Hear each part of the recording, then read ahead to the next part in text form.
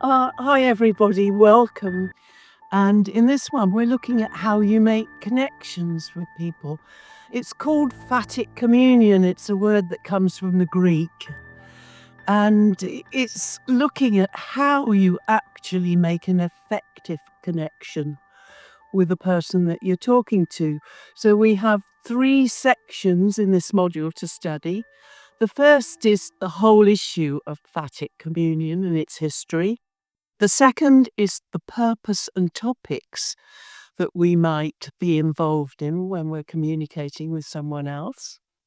And the third is the pattern in which we make a connection. And we're really lucky on this module because we have with us Ian Anderson, who was, until he retired, a borough engineer in the City of London, a very important big job in a metropolitan city. And he has the experience of working with lots of cultures.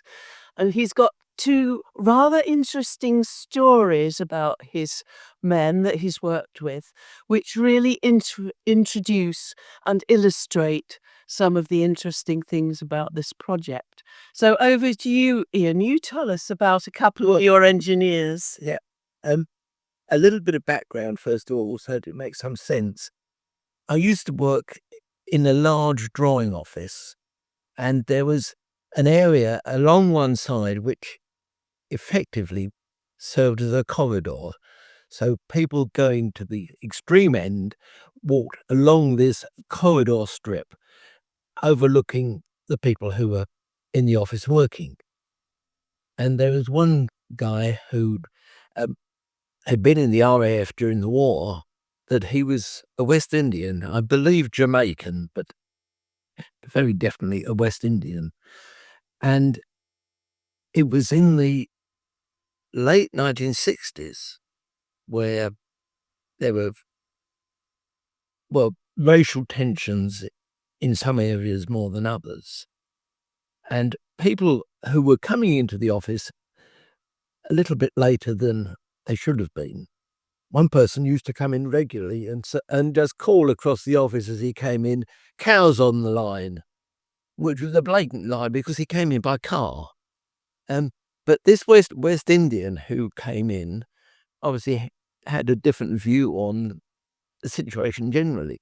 And he always used to walk in, smile to everybody and say, "Good morning, you white bastards." Totally reversing the situation which allegedly was happening throughout the country, I think.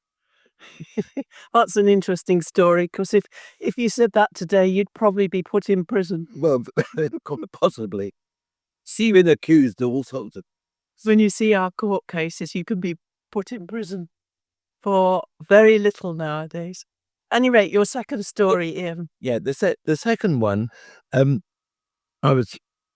it was when I was acting borough engineer, that the council has decided that we should have positive discrimination. The idea was that we didn't have a big enough representation in the departments of different ethnic groups. And this proposal was put to all the staff, and the majority, who were white, were at a loss to say anything which wouldn't sound as though they were objecting on racial grounds rather than anything else. But the one person who was a Ghanaian, and born and bred in Ghana, but had worked in the UK for 20 odd years, and was the one person who spoke out. And he said, "I'm totally opposed to the idea of positive discrimination."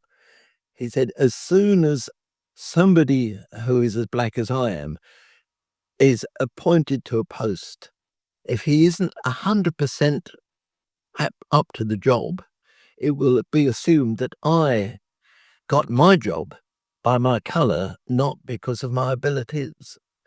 And I worked bloody hard to get my degree."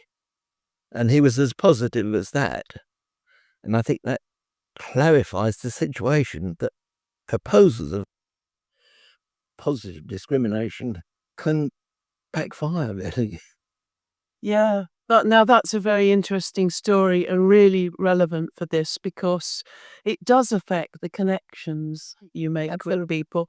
And overall, if we don't make the right connections, our standards fall.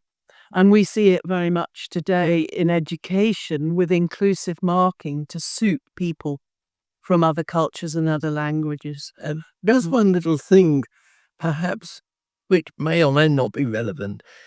Some years after I'd retired, I went back into my office because I was in that bit of London and thought I'd see what people were up to. And the first person I saw said, "Oh, have you come in about Barney?" Barney, what about Barney? That was the Ghanaian chap. And he said, "Oh, he died a couple of weeks ago." And that was the most important thing in the mind of the person who I bumped into, was that they lost Barney.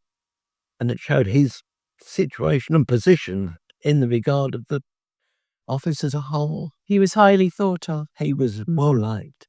Well, thank you very much, Ian, for those lovely stories. I'm sure it will make people reflect. So we're grateful to you. Thank you.